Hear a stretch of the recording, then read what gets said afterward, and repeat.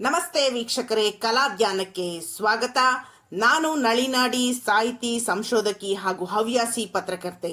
ಇವತ್ತಿನ ದಿನ ಅತ್ಯಂತ ಪುರಾತನವಾದ ಶೈವರ ದೇವಾಲಯ, ಶಿವ ದೇವಾಲಯಕ್ಕೆ ನಿಮ್ಮನ್ನ ಕೊಂಡೊಯ್ತಾ ಇದ್ದೇನೆ. ಶ್ರೀ ಸೋಮೇಶ್ವರ ಸ್ವಾಮಿ ಸನ್ನಿಧಿ, ಹಲಸೂರಿನಲ್ಲಿರುವ ಪ್ರಮುಖ ದೇವಾಲಯ. ಸುಮಾರು 12ನೇ ಶತಮಾನದಲ್ಲಿ ದ್ರಾವಿಡ ಶೈಲಿಯಲ್ಲಿ ಚೋಳರ ಸಾಮ್ರಾಜ್ಯದಿಂದ ಕಟ್ಟಲ್ಪಡ್ತು ಅನ್ನುವ ಅಂದಾಜು ಸಹ ಇದೆ. ಅದೇ ರೀತಿ ಗಂಗರಿಂದ 5ರಿಂದ 10ನೇ ಶತಮಾನದಲ್ಲಿ ಅದರ ಒಂದು ಮಾರ್ಪಾಡು ಆಗಿರಬಹುದು. ಮುಂದೆ 16ನೇ ಶತಮಾನದಲ್ಲಿ ವಿಜಯನಗರ ಡೈನಾಸ್ಟಿ, ಏನು ಈ ವಿಜಯನಗರದ ಕಾಲದ ದಿಗ್ಗಜರು, ಅಲ್ಲಿನ ಮತ್ತೊಂದು ಅಂದಾಜಿನ ಪ್ರಕಾರ ಸರ್ಕಾ 1870 ಈ ದೇವಾಲಯ ಕಟ್ಟಲ್ ಆಗಿರಬಹುದು ಅನ್ನುವಂಥ ಒಂದು ಅಂದಾಜು ಸಹ ಇದೆ. ಒಟ್ಟಿನಲ್ಲಿ ಒಂದೇ ಬಾರಿ ಈ ದೇವಾಲಯವನ್ನು ಕಟ್ಟಲು ಸಾಧ್ಯವಾಗಿಲ್ಲ. ಹಂತ ಹಂತವಾಗಿ, ಬಹುಶಃ ಒಂದು ಸಲ ಅವಸಾನವಾಗಿ ಮತ್ತೆ ಇನ್ನೊಂದು ಸಲ ಅದನ್ನು ಪುನರುತ್ಥಾನ ಮಾಡಿ ಅನೇಕ ಸಲ ಈ ರೀತಿಯ ಒಂದು ಸಂದರ್ಭಗಳು ಒದಗಿರಬಹುದು ಅನ್ನುವ ಅಂದಾಜು ಮಾಡಬಹುದು. ಇಲ್ಲಿ ಅನೇಕ ಶಾಸನಗಳು ಸಹ ಇವೆ. ಈ ಶಾಸನಗಳು ಮೊದಲಿಯಾರ್ ಸಮುದಾಯಕ್ಕೆ ಸೇರಿದಂತಹ ತಮಿಳು ಭಾಷೆಯಲ್ಲಿ ಸಿಕ್ಕಿರುವಂಥದ್ದು.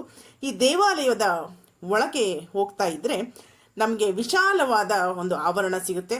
ಆ ಆವರಣದಲ್ಲಿ ಅನೇಕ ದೇವರುಗಳನ್ನು ಸ್ಥಾಪನೆ ಮಾಡಲಾಗಿದೆ. 5 ಈಶ್ವರರು ಇದ್ದಾರೆ. ಮೂಲ ಸೋಮೇಶ್ವರನ ಜೊತೆಗೆ ಮತ್ತೆ 5 ಈಶ್ವರರು ಇದ್ದಾರೆ. ಗಣಪತಿ, ಅನೇಕ ದೇವಾನುದೇವತೆಗಳು ಇಲ್ಲಿ ನೆಲೆಸಿದ್ದಾರೆ. ಶಿವ ಎಂದರೆ ಅವನ ಸಂಪೂರ್ಣ ಪರಿವಾರವೂ ಅಲ್ಲಿರುತ್ತೆ. ಪಶು ಪಕ್ಷಿಗಳಿಗೂ ಸಹ ಅವನು ಸ್ಥಾನವನ್ನು ಕೊಟ್ಟಿರುವುದನ್ನು ಕಾಣಬಹುದು. ಹೀಗಾಗಿ ಆತನನ್ನು ಪಶುಪತಿ ಅಂತೇಳಿ ನೇಪಾಳದಲ್ಲಿ ಪೂಜೆ ಮಾಡುವುದನ್ನು ಕಾಣಬಹುದು. ನೀವು ನೋಡ್ತಾ ಇರುವುದು ಒಳಗೆ ಬಂದಾಗ ನೀವು ಕಾಣುವಂತಹ ಆವರಣ. ಇಲ್ಲಿ ನೇರವಾಗಿ ಇರುವಂತಹ ಒಂದು ವಿಶಾಲವಾದ ದೇವಾಲಯ. ಎಡಬಲದಲ್ಲಿಯೂ ಸಹ ಅನೇಕ ದೇವಾಲಯಗಳು, ಚಿಕ್ಕ ಚಿಕ್ಕ ದೇವಾಲಯಗಳು ಇವೆ. ಬಹಳ ವಿಶೇಷವಾಗಿ ಹಸಿರಿನ ನಡುವೆ ಕಂಗೊಳಿಸುವಂತಹ ದೇವಾಲಯ. ಇಲ್ಲಿ ಅನೇಕ ವಿಶೇಷಗಳನ್ನು ನಾವು ಕಾಣಬಹುದಾಗಿದೆ. ಒಂದು ಐತಿಹ್ಯದ ಪ್ರಕಾರ ಕೆಂಪೇಗೌಡರ ತಂದೆಯ ಕನಸಿನಲ್ಲಿ ಬಂದು, ನಾನು ಇಲ್ಲಿದ್ದೇನೆ, ನನಗೆ ಪೂಜೆ ಸ್ವೀಕಾರ ಮಾಡುವಂತೆ ನೀನು ಅನುಕೂಲ ಮಾಡಬೇಕು ಅಂತ ಸಹ ಸಾಕ್ಷಾತ್ ಶಿವನು ಬಂದು ಹೇಳಿದಂತಹ ಒಂದು ದಂತಕಥೆ ಇದೆ. ಸೊ ನಂತರದಲ್ಲಿ ಹಿರಿಯ ಕೆಂಪೇಗೌಡರಿಂದ ಈ ಒಂದು ದೇವಾಲಯವು ಪುನರುತ್ಥಾನ ಪಡೆದಿರುವಂಥದ್ದು ಇದೆ ಅಂತ ಹೇಳ್ತಾರೆ. ಯಾಕಂದರೆ ಇದು ನಾಡು ಎಂಬ ಪ್ರಾಂತ್ಯವಾಗಿ ಬೆಂಗಳೂರು ಇತ್ತು. ಹಾಗಾಗಿ ಇದು ಸಹ ಸತ್ಯಕ್ಕೆ ಹತ್ತಿರವಾದಂತಹ ವಿಚಾರ. ನಾವು ದೇವಾಲಯದ ಒಳಗೆ ಬಂದರೆ ಸುಮಾರು 48 ಪಿಲ್ಲರ್ಸ್ ನಮಗೆ ಸಿಗುತ್ತೆ ಮಂಟಪದ ಒಳಗೆ. ಈಗ ನಾವು ಅಲ್ಲೇ ನಿಂತಿದ್ದೇವೆ. ನಮ್ಮ ಮುಂದೆ ನಂದಿ ತಾಮ್ರದ ಫಲಕದ ಒಂದು ಹೊದಿಕೆಯನ್ನು ಹೊತ್ಕೊಂಡು ಎಷ್ಟು ಆನಂದಮಯವಾಗಿ ಕೂತ್ಕೊಂಡಿದ್ದಾನೆ ನಂದೀಶ್ವರ. ಒಳಗೆ ಬಂದು ಎಡಕ್ಕೆ ನೋಡಿದರೆ ನಮಗೆ ಈ ದೃಶ್ಯಗಳು ಕಾಣಸಿಗ್ತವೆ. ಇವರೆಲ್ಲ ಶಿವನ ಅನುಯಾಯಿಗಳು ಮತ್ತು ಶಿವನನ್ನು ಹೋಲಿಸಿಕೊಂಡವರು. ಇವರ ಹೆಸರುಗಳು ಸಹ ಅಲ್ಲಿ ಬರೆಯಲಾಗಿದೆ. ಸುಮಾರು ವಿಗ್ರಹಗಳು ಇಲ್ಲಿ ಇರುವಂಥದ್ದು. ಮತ್ತು ಒಳಗಿನ ಪಿಲ್ಲರಲ್ಲಿಯೂ ಸಹ ನೋಡಿ, ಉಗ್ರ ನರಸಿಂಹ ಹಲ್ಲು ಕಿರಿದುಕೊಂಡು ಉಗ್ರವಾಗಿ ಕೂತಿರುವಂಥದ್ದು. ಇಲ್ಲಿ ಒಂದು ದೇವಿ, ಮೇಲೆ ದೇವಿಯ ಮತ್ತೊಂದು ರೂಪ, ಶಿವನ ಒಂದು ಇತ್ತೀಚಿನ ಫೋಟೋ. ಇಲ್ಲಿ ಮತ್ತೆ ಕಂಟಿನ್ಯೂಸ್ ಆಗಿ ಶಿವನ ಅನುಯಾಯಿಗಳ ಒಂದು ಮೂರ್ತಿಗಳನ್ನು ಜೋಡಿಸಿರುವುದನ್ನು ಕಾಣಬಹುದು. ಪ್ರತಿಷ್ಠಾಪನೆ ಮಾಡಿ ಜೋಡಿಸಿರುವಂಥದ್ದು. ಒಂದು ವಿಶೇಷ ನನಗೆ ಸಂಶೋಧನೆ ಮಾಡುವ ಸಂದರ್ಭದಲ್ಲಿ ಒದಗಿ ಬಂತು. ಅದೇನೆಂದರೆ, ಇಲ್ಲಿ ನಡೆಯುವಂತಹ ಅನ್ನ ಅಭಿಷೇಕ ಬಹಳ ಒಂದು ಫೇಮಸ್ಸು. ಟನ್ಗಟ್ಟಲೆ ಅನ್ನವನ್ನು ತಂದು ಅಭಿಷೇಕವನ್ನು ಮಾಡುತ್ತಾರೆ ಸ್ವಾಮಿಗೆ. ಅಂತಹ ಅಭಿಷೇಕ ಎಷ್ಟು ಪ್ರಸಿದ್ಧಿ ಅಂದರೆ ಸಾಕಷ್ಟು ವೈರಲ್ ಆಗಿತ್ತು. ಪ್ರತಿ ವರ್ಷ ಹಾಗೆ ಆಗುತ್ತೆ. ತುಂಬ ಚೆನ್ನಾಗಿ ಸ್ವಾಮಿಗೆ ಅನ್ನವನ್ನು ಅಭಿಷೇಕ ಮಾಡಿ, ಅದರ ಹಿನ್ನೆಲೆ ಕೂಡ ಇರುತ್ತೆ. ಜಗತ್ತಿನಲ್ಲಿ ಅನ್ನ ಕಡಿಮೆಯಾಗಬಾರ್ದು, ಈ ಥರದ್ದೆಲ್ಲ ಒಂದು ಒಳ್ಳೆಯ ಹಿನ್ನೆಲೆ ಇರುತ್ತೆ. ಆ ಅನ್ನವನ್ನು ಹಾಗೆ ಟನ್ನುಗಟ್ಟಲೆ ಅನ್ನವನ್ನು ಪ್ರಸಾದವಾಗಿ ಜನಗಳಿಗೆ ಕೊಡುವಂಥದ್ದು, ದಾನವಾಗಿ ಕೊಡುವಂಥದ್ದು ಒಂದು ಪ್ರತೀತಿ ಈ ದೇವಾಲಯದಲ್ಲಿ ಇರುವಂಥದ್ದು. ಮತ್ತೊಂದು ವಿಶೇಷ ಅಂತಂದರೆ, ಹಿಂದೂ ಮುಸ್ಲಿಂ ಬಾಂಧವ್ಯ ಸಹ ಇಲ್ಲಿ ಬೆಸೆದಿದೆ ಅನ್ನುವಂಥ ವಿಚಾರ ನಮಗೆ ತಿಳಿದು ಬಂತು. ದೇವಾಲಯದಲ್ಲಿ ವರ್ಷಕ್ಕೊಮ್ಮೆ ನಡೆಯುವಂಥ ಏಪ್ರಿಲ್ ಸಂದರ್ಭದಲ್ಲಿ ನಡೆಯುತ್ತೆ ಅಂತ ಹೇಳ್ತಾರೆ. ಹೂವಿನ ಪಲ್ಲಕ್ಕಿ ಉತ್ಸವ. ಈ ಹೂವಿನ ಪಲ್ಲಕ್ಕಿ ಉತ್ಸವದಲ್ಲಿ ಪ್ರಮುಖವಾಗಿ 2 ಪಲ್ಲಕ್ಕಿಗಳನ್ನು ರೆಡಿ ಮಾಡ್ತಾರೆ. ಯಾಕೆಂದರೆ ಶಿವಶಕ್ತಿಯರು ಇರುವಂತಹ ದೇವಾಲಯ. ತಂದೆ ಸೋಮೇಶ್ವರ, ತಾಯಿ ಕಾಮಾಕ್ಷಿ ದೇವಿ ಇಬ್ಬರಿಗೂ ಪಲ್ಲಕ್ಕಿಗಳನ್ನು ತಯಾರು ಮಾಡ್ತಾರೆ. ಆ ಪಲ್ಲಕ್ಕಿಯನ್ನು ತಯಾರು ಮಾಡಲು ಕೂತ್ಕೊಂಡ್ರೆ ಕಸೂತಿ ಮಾಡುವಂಥವ್ರು, ಕುಸುರಿ ಹೂ ಕಟ್ಟುವಂಥವ್ರು, ಕಲಾಕೃತಿಗಳನ್ನ ಜೋಡಿಸುವಂಥವ್ರು ಈಗ ಮಧ್ಯಾಹ್ನ ಕೂತ್ಕೊಂಡ್ರೆ ಇವತ್ತು ಮಧ್ಯಾಹ್ನ ನಡುರಾತ್ರಿವರೆಗೂ ಎದ್ದೇಳೋಕ್ಕಾಗಲ್ಲ. ಹಾಗೆ ಈ ತಯಾರು ಮಾಡುವಂಥವ್ರು ಬೇರೆ ಯಾರೂ ಅಲ್ಲ, ಮುಸ್ಲಿಂ ಸಮುದಾಯದ ಕುಶಲಿಗಳು. ಇದು ಮತ್ತು ಆ ಸಂದರ್ಭವನ್ನು ನೆನೆಸ್ಕೊಳ್ಳುವಂಥ ಅನೇಕರು ಹೇಳ್ತಾರೆ, ಆ ಮಲ್ಲಿಗೆ ಹೂವಿನ ಪರಿಮಳ ಬೀದಿ ಬೀದಿಗಳಲ್ಲಿ ಹರಡುತ್ತೆ, ಆಕಾಶದವರೆಗೂ ಹೋಗ್ಬೋದೇನೋ ಅನ್ನೋ ರೀತಿಯಲ್ಲಿ ಆ ಮಲ್ಲಿಗೆಯ ಬಗ್ಗೆ ಜನಗಳು ನೆನೆಸ್ಕೋತಾರೆ. ಸ್ವಾಮಿಗೆ ಈ ಮಲ್ಲಿಗೆ ಹೂವಿನ ಪಲ್ಲಕ್ಕಿ ಅಲಂಕಾರ ಬಹುಶಃ ಬಹಳ ಪ್ರಿಯವಾಗಿರ್ಬೋದು. ಮತ್ತು ಇದು 2 ಸಮುದಾಯದವರನ್ನು ಸೇರಿಸುವಂಥ ವಿಶೇಷ. ಸೊ ಈ ಪಿಲ್ಲರ್ ಮೇಲೆ ಕಾಣಿಸ್ತಾ ಇರುವುದು ಸಹ ತಮಿಳು ಭಾಷೆಯಲ್ಲಿ ಇರುವಂಥ ಒಂದು ಮೊದಲಿಯರ್ ಸಮುದಾಯದ ಶಾಸನವೇ ಇರಬಹುದು ಅಂಥೇಳಿ ನಾನು ಭಾವಿಸ್ಕೊಳ್ತೇನೆ. ಆರ್ಕಿಯಾಲಜಿ ಡಿಪಾರ್ಟ್ಮೆಂಟಲ್ಲೂ ಇದರ ಬಗ್ಗೆ ವಿವರಗಳನ್ನ ಕೇಳಲಾಗಿದೆ. ನೋಡೋಣ ನಂತರದಲ್ಲಿ ಏನು ಬರ್ಬೋದು ಅಂತ. ದೇವಾಲಯದ ಹಿಂಭಾಗದ ಸಂದರ್ಭದಲ್ಲಿ ನಾವು ಬರ್ತಾ ಇದ್ದೇವೆ. ನಮ್ಮ ಮುಂದೆ ವಿದ್ಯಾಗಣಪತಿ ಇದ್ದಾರೆ. ಇಲ್ಲಿರುವಂಥವು ಸಹ ಮೊದಲಿಯಾರರು ಅಥವಾ ಏನು ತಮಿಳು ಸಮುದಾಯದ ಶಿವನ ಅನುಯಾಯಿಗಳ ಒಂದು ಮೂರ್ತಿಗಳು ಅನ್ನುವುದನ್ನು ಗಮನಿಸ್ಬೋದು. ಇಲ್ಲಿ ಮತ್ತೆ ನಮಗೆ ಲಿಪಿ ಒಂದಷ್ಟು ಗೋಚರ ಆಯಿತು, ಅದರ ವಿಡಿಯೋ ತಗೊಂಡ್ವಿ. ಈ ಭಾಗದಲ್ಲಿ ತುಂಬ ವಿಶೇಷವಾಗಿ ಚಿಕ್ಕ ಚಿಕ್ಕ ವಿಗ್ರಹಗಳನ್ನ ಇದು ಪ್ರತಿಷ್ಠಾಪನೆ ಮಾಡಿ ಅದರ ಮೇಲುಗಡೆ ಸಹ ಭಾಳ ಚೆನ್ನಾಗಿ ದೇವರನ್ನು ಕೆತ್ತಿರುವಂಥದ್ದು ದಕ್ಷಿಣಾಮೂರ್ತಿ ದೇವತೆಗಳ ಗುರು. ದಕ್ಷಿಣಾಮೂರ್ತಿಯನ್ನು ಪೂಜೆ ಮಾಡಿದ ನಂತರವೇ ಮುಂದಿನ ಕಾರ್ಯಗಳನ್ನ ನಡೆಸುವಂಥದ್ದು ಇದೆ. ಜೊತೆಗೆ ಗಣಪತಿಯ ವಿಶ್ವರೂಪ ಅಂತೇಳಿ ಒಂದು ಫೋಟೋ ನಮ್ಮ ಗಮನಕ್ಕೆ ಬಂತು. ಅಲ್ಲಿಂದ ಮುಂದೆ ವಿದ್ಯಾಗಣಪತಿಯ ಒಂದು ಪೂಜೆಗೊಳಗಾಗುವ ಸ್ಥಾನ ಅಂದರೆ ದೇವಾಲಯದ ಹಿಂಭಾಗದಲ್ಲಿ ಅಂದರೆ ಗರ್ಭಗುಡಿಯ ಹಿಂಭಾಗದಲ್ಲಿರುವಂಥ ಪ್ಯಾಸೇಜಲ್ಲಿ ಇದೆಲ್ಲ ಇರುವಂಥದ್ದು. ಎಡಮೂಲೆಯಲ್ಲಿ ವಿದ್ಯಾಗಣಪತಿ ಇರುವಂತಹ ಸ್ಥಾನ. ಇವರು ವಿದ್ಯಾಗಣಪತಿಯಾಗಿ ನಮ್ಮ ಮುಂದೆ ದರ್ಶನವನ್ನು ಕೊಡ್ತಾ ಇರುವಂಥದ್ದು. ವಿದ್ಯೆಗಾಗಲಿ ಬುದ್ಧಿಗಾಗಲಿ ಮನೆ ಕಟ್ಟಕ್ಕಾಗಲಿ ಏನೇ ಮಾಡೋಕ್ಕಾಗಲೂ ನಾವು ಪೂಜಿಸುವಂಥ ಮೊದಲ ದೈವ ಗಣಪತಿ. ಯಾಕಂದರೆ ಗಣಪತಿಗೆ ಯಾವ ಭೇದ ಇಲ್ಲ.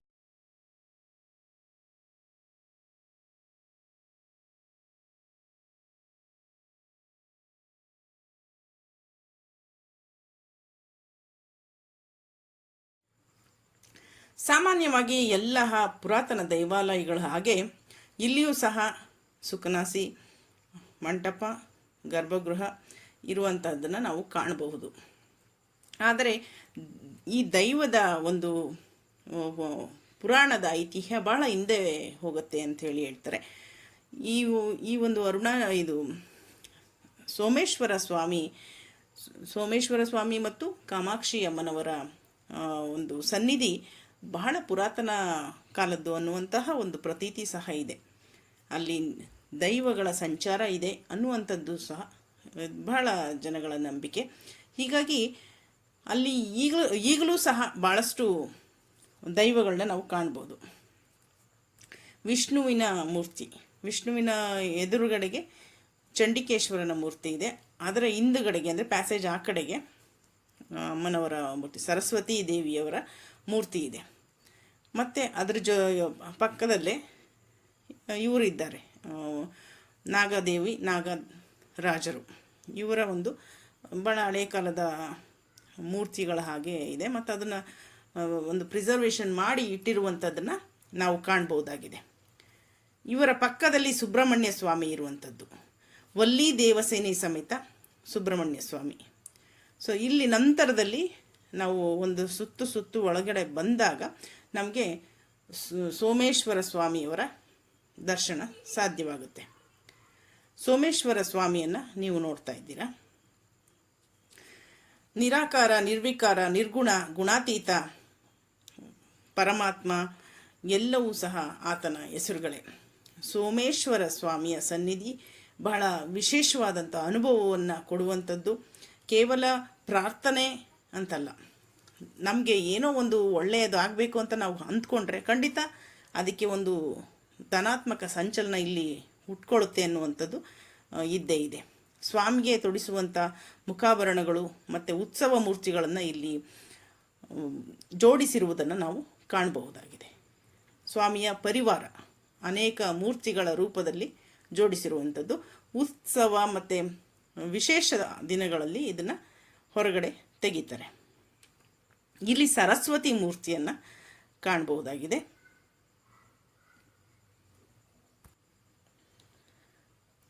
ವಲ್ಲಿ ದೇವಸೇನೆ ಸಮೇತ ಸುಬ್ರಹ್ಮಣ್ಯ ಸ್ವಾಮಿಯ ಪರಿವಾರ. ಅವರ ಮುಂದೆ ಬ್ರಹ್ಮನ ಒಂದು ಮೂರ್ತಿ ಇದೆ. ಬ್ರಹ್ಮದೇವರಿಗೆ ಬಹಳ ಕಡಿಮೆ ಪೂಜೆ ನಡೆಸುವಂಥದ್ದು. ಇಲ್ಲಿ ಬ್ರಹ್ಮದೇವರ ವಿಗ್ರಹವನ್ನು ಕಾಣಬಹುದು. ಚಂಡಿಕೇಶ್ವರರು ಅವರ ಎದುರುಗಡೆನೆ ಜೋಡಿಸಲಾಗಿದೆ. ಚಂಡಿಕೇಶ್ವರರು ಮತ್ತು ಬ್ರಹ್ಮರು ಬಹಳ ಎದುರು ಜೋಡಿಸಿ ಅಂದರೆ ಪ್ರತಿಷ್ಠಾಪನೆ ಆಗಿರುವುದನ್ನು ಕಾಣಬಹುದಾಗಿದೆ. ನನಗೆ ಮತ್ತೆ ಕೆಲವು ಕಡೆ ಗೋಡೆ ಶಾಸನಗಳು ಅರೆಬರೆ ಕಾಣುವ ರೀತಿಯಲ್ಲಿ ಇರುವಂಥದ್ದು ಕಾಣಿಸ್ತು. ಬಹುಶಃ ಇದು ಉಜ್ಜಿರ್ಬೋದಾ ಅಥವಾ ಹಾಗೆ ಇರೋದಾ, ಮೂಲ ರೂಪವೇ ಹಾಗೆ ಇರುವಂಥದ್ದು ಗೊತ್ತಿಲ್ಲ. ಇದನ್ನು ಒಬ್ಬರು ಹೆಡ್ ಮಾಸ್ಟರ್ ಲೇಡಿ ಮೇಡಮ್ ತೋರಿಸಿದ್ರು. ಸೊ ಅದನ್ನು ಹಾಗೇ ನಾವು ರೆಕಾರ್ಡ್ ಮಾಡಿಕೊಂಡ್ವಿ. ಈ ಶಾಸನಗಳ ಮೇಲೆ ನಂತರದಲ್ಲಿ ಮಾಹಿತಿ ಸಿಕ್ಕರೆ ಖಂಡಿತ ನಾನು ನಿಮಗೆ ಕೊಡ್ತೇನೆ. ಮುಂದೆ ನಾವು ಕಾಮಾಕ್ಷಿ ದೇವಿ ಅಮ್ಮನವರ ದೇವಾಲಯದ ಸನ್ನಿಧಿಗೆ ಹೊರಟ್ವಿ. ಅಮ್ಮನವರ ಸನ್ನಿಧಿಯಲ್ಲಿ ನಿಜಕ್ಕೂ ಭಾಳಷ್ಟು ಭಕ್ತಿ ಭಾವಕ್ಕಿಂತಲೂ ನಮಗೆ ಪ್ರೀತಿ ಹೆಚ್ಚು ಬರುತ್ತೆ. ಯಾಕಂದರೆ ಅಖಿಲಾಂಡ ಕೋಟಿ ಬ್ರಹ್ಮಾಂಡ ನಾಯಕಿ ತಾಯಿ ಹತ್ತಿರ ಮಕ್ಕಳು ಹೋದರೆ ಅಲ್ಲಿ ಬೇರೆ ಏನೂ ಬರಲ್ಲ. ಮಮಕಾರ, ಪ್ರೀತಿ ಮೊದಲು ಬರುತ್ತೆ. ಆಮೇಲೆ ನಮ್ಮ ಏನೇ ಇದ್ದರೂ ನಮ್ಮ ಬೇಕು ಬೇಡಗಳನ್ನು ಆಕೆ ನೋಡ್ಕೊಳ್ತಾಳೆ ಅನ್ನುವಂತಹ ಒಂದು ಮುಕ್ತ ಭಾವನೆ ಬಂದ್ಬಿಡುತ್ತೆ. ಅಲ್ಲಿ ಲಿಸ್ಟ್ಗಳೇ ಬರೋದಿಲ್ಲ ಮನಸ್ಸಲ್ಲಿ. ಈ ರೀತಿಯೂ ನಮ್ಮ ಪ್ರಾರ್ಥನೆಗಳು ನಡೆಯಲಿಕ್ಕೆ ಅವಳೇ ಕಾರಣಳಾಗಿರ್ತಾಳೆ. ಸರ್ವಾಲಂಕಾರ ಭೂಷಿತೆ ಜಗಜ್ಜನನಿ ಮಹಾಮಾತೆ. ಎಲ್ಲಿ ನೋಡಿದರೂ ಅವಳ ಒಂದು ಶಕ್ತಿ ಸ್ವರೂಪವೇ ಕಾಣುತ್ತೆ. ನೋಡುವಂತಹ ಕಣ್ಣಿನಲ್ಲಿ ಅವಳು ತುಂಬಿದ್ದಾಗ ಖಂಡಿತ ಹಾಗೇ ಕಾಣುತ್ತೆ. ಸೊ ಈ ವಿವಿಧ ಅಲಂಕಾರಗಳಲ್ಲಿ ಅಮ್ಮನನ್ನು ನೀವು ಗಮನಿಸ್ತಾ ಇದ್ದೀರಾ. ಅಮ್ಮನ ಮುಂದೆ ಇರುವಂತಹ ಗರ್ಭಗುಡಿಯ ಮುಂದೆ ಇರುವಂತಹ ಸಿಂಹ, ಎಷ್ಟೇ ಆದರೂ ತಾಯಿ ಚಾಮುಂಡೇಶ್ವರಿ ಸಿಂಹಾರೂಢಿ. ಸಿಂಹದ ಒಂದು ಪೀಠದ ಮೇಲೆ ಸಿಂಹ ಕುಳಿತಿರುವಂಥದ್ದು. ಸಿಂಹವು ಸಹ ವಿಶೇಷವಾದಂಥ ಕಲಾಕೃತಿಯಂತೆ ಮಾಡಲಾಗಿರುವುದನ್ನು ಕಾಣಬಹುದಾಗಿದೆ.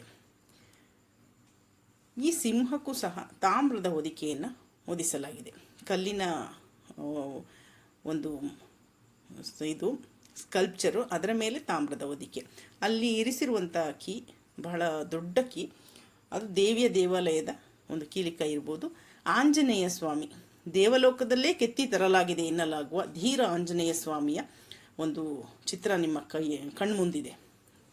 ಈಗ ಗರ್ಭಗುಡಿಯಲ್ಲಿ ಬೇರೆಯದೇ ಒಂದು ಮೂರ್ತಿಯನ್ನು ಪ್ರತಿಷ್ಠಾಪನೆ ಮಾಡಿದ್ದಾರೆ. ಹಾಗಾಗಿ ಹಳೆಯ ಮೂರ್ತಿಯನ್ನು ಹೊರಗೆ ಇಟ್ಟಿದ್ದಾರೆ ಎನ್ನುವಂಥದ್ದು. ಮೂಲ ಸ್ವಾಮಿ ಬಹಳ ಶಕ್ತಿಶಾಲಿಯ ಸ್ವಾಮಿ. ಅವರು ಬಹುಶಃ ಭಕ್ತರ ಹತ್ತಿರ ಬಂದಿದ್ದಾರೆ, ಹೀಗಾಗಿ ಗರ್ಭಗುಡಿಯಿಂದ ಹೊರಗಿದ್ದಾರೆ ಎಂದು ನಾನು ಭಾವಿಸ್ತೇನೆ. ಈಗ ನೋಡ್ತಾ ಇದ್ರಲ್ಲ, ಅದು ಆಂಜನೇಯ ಸ್ವಾಮಿಯ ಗುಡಿಯಿಂದ ಹೊರಗೆ ಬಂದಾಗ ನಮಗೆ ಕಾಣುವಂತಹ ದೃಶ್ಯ. ದೇವಾಲಯದ ಮುಂದುಗಡೆ ಸಹ ಶಿವಪಾರ್ವತಿಯರ ಕಲ್ಯಾಣದ ದೃಶ್ಯಗಳನ್ನು ಕೆತ್ತಿರುವಂಥದ್ದು. ಮತ್ತು 48 ಪಿಲ್ಲರ್ಸ್ಗಳಲ್ಲೂ ಅನೇಕ ಕಡೆ ಶಿವಪಾರ್ವತಿಯರ ವಿವಾಹ ಮಹೋತ್ಸವದ ಹಲವಾರು ಹಂತಗಳನ್ನು, ಯಾರ್ಯಾರು ಅತಿಥಿಗಳು ಬಂದಿದ್ದರು ಮತ್ತು ಹೇಗೆ ಎಲ್ಲ ನಡೀತು ಅನ್ನುವಂಥ ವಿಚಾರಗಳನ್ನು ಕೆತ್ತಿದ್ದಾರೆ. ಭಾಳ ಅದು ಇಂಟ್ರೆಸ್ಟಿಂಗ್ ಆಗಿದೆ. ನಾವು ಮಕ್ಕಳಿಗೆ ಪುರಾಣಗಳನ್ನು ಹೇಳುವ ಜೊತೆಗೆ ಇಂತಹ ಒಂದು ದೇವಾಲಯಗಳನ್ನ ಭೇಟಿ ಮಾಡಿಸಿದಾಗ ಅವರಿಗೆ ಪ್ರಾಕ್ಟಿಕಲ್ ಆಗಿ ಗೊತ್ತಾಗುತ್ತೆ ಹೇಗೆಲ್ಲ ನಮ್ಮ ಶಿಲ್ಪಕಲೆ ಒಂದು ಶ್ರೀಮಂತವಾದ ಇತಿಹಾಸ ಪುರಾಣವನ್ನು ಹೊಂದಿದೆ ಅನ್ನುವಂಥದ್ದು. ನೀವು ನೋಡ್ತಾ ಇರುವಂಥದ್ದು ನಾಗಬನ, ನಾಗದೇವ ಸನ್ನಿಧಿ, ನಾಗರಕಟ್ಟೆ, ಅಶ್ವತ್ಥಕಟ್ಟೆ, ಹೀಗೆ ಹಲವಾರು ಹೆಸರುಗಳಲ್ಲಿ ಕರೆಯುವಂಥದ್ದು ನಾಗರಾಜನ ಒಂದು ಸ್ಥಾನ. ಈ ದೇವಾಲಯ ಸಹ ಸರ್ಕಾರದ ಸುಪರ್ದಿನಲ್ಲಿ ಇರುವಂತಹದ್ದಾಗಿದೆ ಹಾಗೂ ಆರ್ಕಿಯಾಲಜಿ ಇಲಾಖೆಗೆ ಡಿಪಾರ್ಟ್ಮೆಂಟ್ಗೆ ಸೇರಿರುವಂಥದ್ದು. ಹಿಂದೂ ಧಾರ್ಮಿಕ ದತ್ತಿ ಸಂಸ್ಥೆಗಳ ಅಂಟರಲ್ಲಿ ಬರುತ್ತೆ. ಸ್ವಲ್ಪ ಹಸಿರು ತುಂಬ ಚೆನ್ನಾಗಿ ಅನಿಸುತ್ತೆ. ಹಸಿರು ಇದ್ದ ಕಡೆ ಮನಸ್ಸು ಸಹ ಪ್ರಫುಲ್ಲವಾಗುತ್ತೆ. ಮೊದಲಿನ ಒಂದು ವಿಶಾಲವಾದ ಜಾಗ ಎಷ್ಟಿತ್ತೋ ಗೊತ್ತಿಲ್ಲ, ಈಗಲೂ ಸ್ವಲ್ಪ ತಕ್ಕ ಮಟ್ಟಿಗೆ ವಿಶಾಲವಾದ ಜಾಗದಲ್ಲಿ ದೇವಾಲಯ ಇದೆ. ನೀವು ಈಗ ನೋಡ್ತಾ ಇರುವುದು ಆವರಣ, ದೇವಾಲಯದ ಸುತ್ತಲಿನ ಆವರಣ. ಎದುರುಗಡೆ ಇರುವುದು ಗೋಪುರ.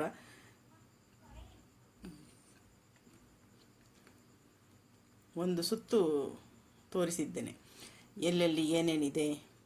ಮತ್ತು ತುಂಬ ಚೆನ್ನಾಗಿ ಅನಿಸುತ್ತೆ ದೇವಾಲಯಕ್ಕೆ ಹೋಗಿ. ಸುಮ್ಮನೆ ಕೂತ್ಕೊಂಡ್ರೂ ಏನೋ ಒಂಥರ ಒಂದು ಒಳ್ಳೆಯ ಅನುಭವ. ಇಲ್ಲಿ ಹೋಗಿ ಏನೋ ಮಾಡಬೇಕು ಹಾಗೇನಿಲ್ಲ, ಹೋಗಿ ಸುಮ್ಮನೆ ಕೂತ್ಕೊಂಡು ಅಲ್ಲಿ ಏನಿದೆ ನೋಡಿ, ಕಲ್ಯಾಣದ ದೃಶ್ಯವನ್ನು ಅಲ್ಲಿ ಕೆತ್ತಿರುವಂಥದ್ದನ್ನ ಕಾಣ್ಬೋದು ದೇವಾಲಯದ ಎಂಟ್ರೆನ್ಸ್ ಮೇಲ್ಗಡೆ. ಈ ತಾವರೆ ಕೂಡ ಇತ್ತೀಚಿನ ಒಂದು ಶಿಲ್ಪ ಇರ್ಬೋದು. ಹಳೆ ಕಾಲದ ಶಿಲ್ಪಗಳನ್ನು ನೋಡ್ತಾ ಒಂದೊಂದು 48 ಪಿಲ್ಲರ್ಸ್ಗಳಲ್ಲಿ ಒಂದೊಂದರಲ್ಲೂ ವಿಶೇಷಗಳಿವೆ ನೋಡಿ. ಗಿರಿಜಾ ಕಲ್ಯಾಣದ ಶುಭಗಳಿಗೆ ಈ ಕಡೆ ಅಗ್ನಿಗೆ ಹವಿಸ್ಸು ಆಗ್ತಾ ಇರುವಂಥದ್ದು, ಒಂದು ನರ್ತಕಿಯರೇನೋ ತೊಗೊಂಡು ಹೋಗ್ತಾ ಇರೋದು, ಇದು ಬಹುಶಃ ಬೇಟೆಗಾರ ಏನೋ ಹೊತ್ಕೊಂಡು ಹೋಗ್ತಾ ಇರೋದು ಆ ಕಡೆ ಈ ಕಡೆ ಅನಿಸುತ್ತೆ. ನಾಲಿಗೆ ಕಿರಿದ ಉಗ್ರ ನರಸಿಂಹ, ವಾದ್ಯದ ಮೇಳ, ಹಂಸ ನರ್ತಿಸುತ್ತಿರುವ ಹಂಸ.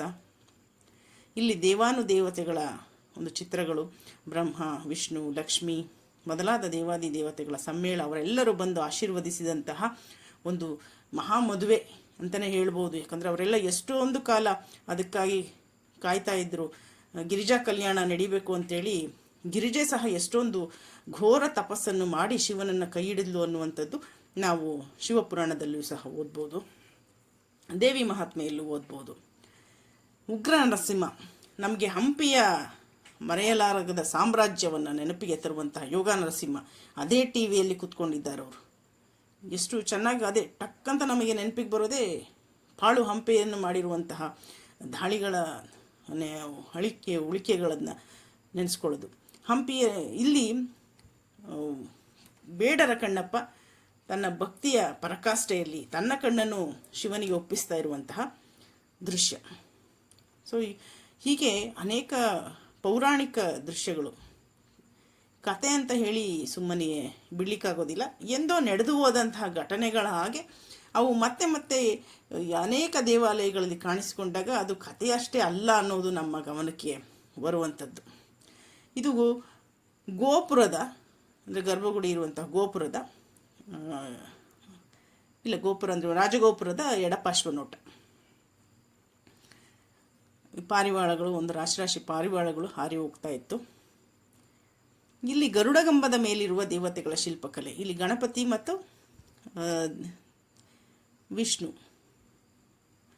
ವಿಷ್ಣು ಅನಿಸುತ್ತೆ.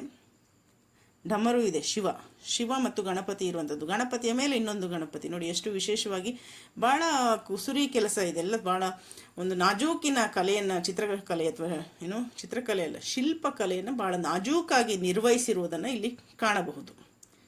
ಒಂಥರ ಎಷ್ಟು ನಾಜೂಕಾಗಿ ಕೆತ್ತಿದ್ದಾರೆ, ಭಾಳ ಆಶ್ಚರ್ಯವಾಗುತ್ತೆ ನಮಗೆ. ಪ್ರತಿಯೊಂದು ಇಂತಹ ದೇವಾಲಯಗಳಿಗೆ ಹೋದಾಗ ಆ ಶಿಲ್ಪಿಗಳ ತಾಳ್ಮೆ ಎಷ್ಟು ದೊಡ್ಡದು, ಆಗಿನ ಜನರೇಷನ್ನೇ ತಾಳ್ಮೆಯಿಂದ ಬದುಕಿ ಬಾಳಿದೆ ಅನ್ನುವಂಥದ್ದು ನಮ್ಮ ಗಮನಕ್ಕೆ ಬರುತ್ತೆ.